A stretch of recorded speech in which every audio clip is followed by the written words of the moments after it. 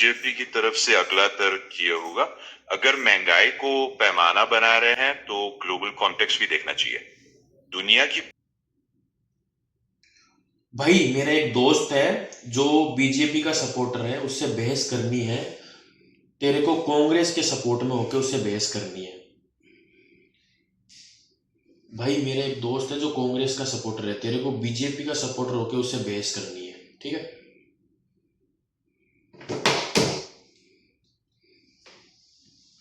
बंद कर दो। कांग्रेस की तरफ से जवाब होगा कि अगर अफोर्डेबिलिटी थोड़ी बेहतर हुई भी है तो भी महंगाई और कमजोर क्रेडिट एक्सेस छोटे कारोबारों को दबा रहा है। सवाल यही है कि क्रेडिट कितनी आसानी और सस्ते दाम पर मिल रहा है और उसका असर रोजमर्रा के खर्च पर दिख रहा है या नहीं। अगर लोग जमीन पर राहत महसूस नहीं कर रहे तो पॉलिसी रिव्यू जरूरी है, सिर्फ स्कीम गिनना काफी नहीं। अगला तर्क बताओ।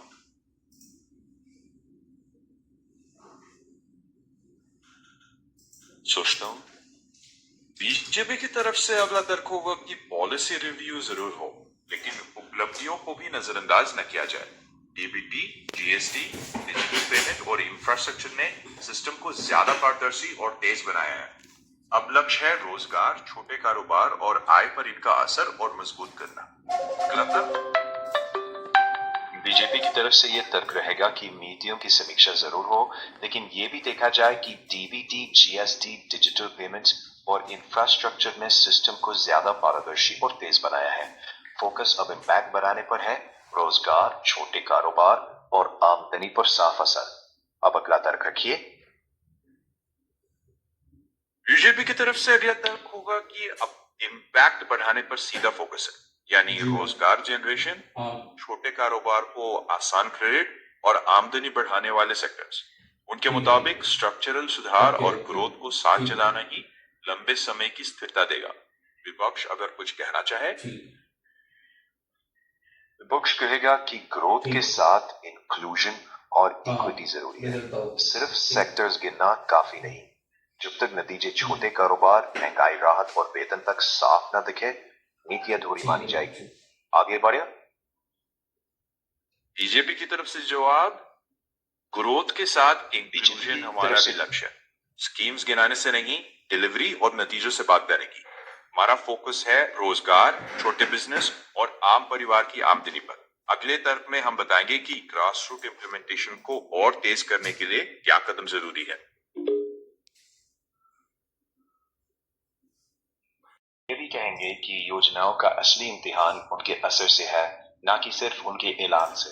अगर छोटे उद्योगों तक सस्ता कर्ज और महंगाई पर ठोस काबू नहीं दिखता तो ग्रोथ के आंकड़े जमीन पर अधूरे लगते हैं। वे बैलेंस चाहते हैं, विकास के साथ इक्विटी और नतीजे जो हर घर में महसूस हो।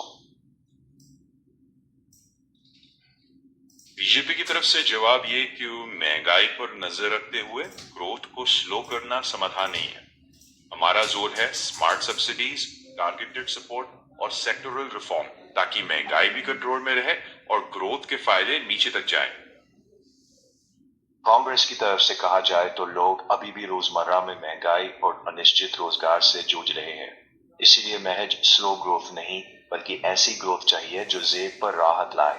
वे पारदर्शी टारगेटिंग, छोटे बिजनेस के लिए सस्ता क्रेडिट और महंगाई पर मजबूत नियंत्रण पर जोर देते हैं, ताकि ग्रोथ के आंकड़े नहीं बल्कि लोगों की जिंदगी में फर्क दिखे। असली कसौटी यही है कि हर घर तक महसूस होने वाला सुधार पहुंचे, न कि सिर्फ नीतियों की घोषणाएं। अगला तर्क रखिए।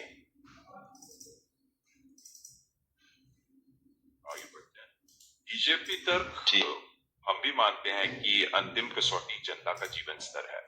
फोकस सिर्फ घोषणाओं पर नहीं, बल्कि इंफ्रास्ट्रक्चर, इन्वेस्टमेंट, स्किल डेवलपमेंट और डिजिटल डिलीवरी के जरिए लंबे समय तक रोजगार, आय और सेवाओं में स्थायी सुधार लाने पर है। अब अगला तर्क रखें। कांग्रेस की तरफ से जवाब ये होगा कि रोजगार और जीवन स्तर तभी स्थायी रूप से बेहतर होंगे जब महंगाई पर काबू और छोटे व्यवसायों के लिए सस्ता कर्ज सुनिश्चित हो। वे पूछेंगे कि नीतियों का फायदा निचले स्तर तक बराबर पहुंच रहा या नहीं, खासकर ग्रामीण इलाकों और अनौपचारिक सेक्टर में। अगर परिणाम असमान है तो नीति निर्माण की बीजेपी की तरफ से जवाब, दिशा पर परिणाम पुनर्विचार समान जरूरी दिखें है, तो ताकि सुधार और विकास तेज का करने मतलब की सिर्फ जरूरत आंकड़े है, नहीं न कि सिर्फ बल्कि ऐलानों घर पर घर निर्भर है। में बेहतर